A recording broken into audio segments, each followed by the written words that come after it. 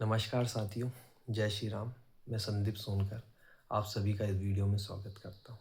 11 सितंबर 1893 ये महज एक तारीख नहीं, ये भारतीय संस्कृति और सभ्यता के उस ऐतिहासिक महाग्रंथ का वो स्वर्णिम अध्याय है, वो स्वर्णिम दिन है जिस दिन अमेरिका के शिकागो में आयोजित विश्व धर्म सम्मेलन में एक सनातन भारतीय प्रतिनिधि ने संपूर्ण विश्व को भारतीय संस्कृति और सभ्यता से रूबरू कराया था। जी हाँ, मैं बात कर रहा हूँ करोड़ों युवाओं के प्रेरणा पुंज भारतीय दर्शन को वैश्विक पटल पर स्थापित करने वाले, या यूं कहें अपने विवेक से विश्व को नव ज्ञान से सींचकर आनंदित करने वाले, भारतीय संस्कृति और सभ्यता का संपूर्ण विश्व में डंका बजाने वाले करोड़ों युवाओं के प्रेरणा स्रोत स्वामी विवेकानंद जी के। प्रत्येक वर्ष 12 जनवरी को स्वामी विवेकानंद जी की जयंती आप हम सभी राष्ट्रीय युवा दिवस के रूप में मनाते हैं। स्वामी विवेकानंद जी ने आध्यात्म और योग के माध्यम से आनंदित रहने की जो प्रेरणा दी है वो बेहद महत्वपूर्ण है। योग साधना के बल पर चित्त की एकाग्रता और मानसिक एवं शारीरिक स्वास्थ्य को सुदृढ़ बनाने का उन्होंने मार्ग प्रशस्त किया है।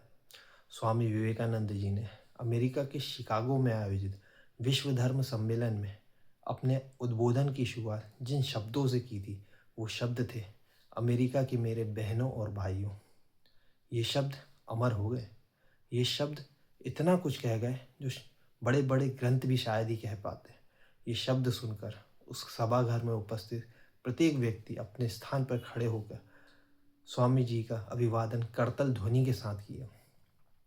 स्वामी विवेकानंद जी के लिए उनके उद्बोधन के दौरान सबसे अधिक तालियां दूसरी बार तब बजी जब उन्होंने कहा कि मैं उस धर्म का अनुयायी हूँ जिस धर्म की मूल भाषा संस्कृत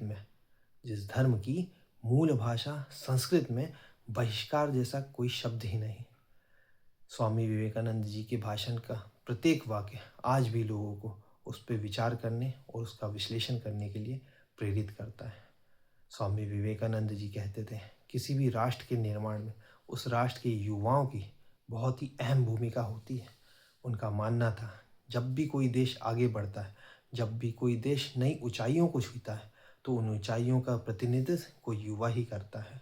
आज आप और हम सभी इस बात के साक्षी हैं कि हमारे देश के यशस्वी प्रधानमंत्री श्री नरेंद्र मोदी जी ने युवाओं को आगे बढ़ने और देश के लिए अपना सर्वस्व अर्पित करने के लिए मूल मंत्र दिया है, और वो मूल मंत्र है राष्ट्र प्रथम।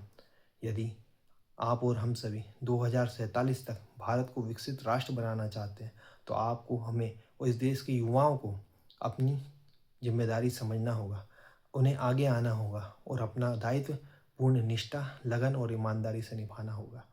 स्वामी विवेकानंद जी के इस जन्म जयंती के पावन पुनीत अवसर पर आइए आप और हम सब मिलके उन्हें शत शत नमन करते हैं और उन्हें श्रद्धा सुमन अर्पित करते हैं। जय हिंद, जय भारत, जय भीम।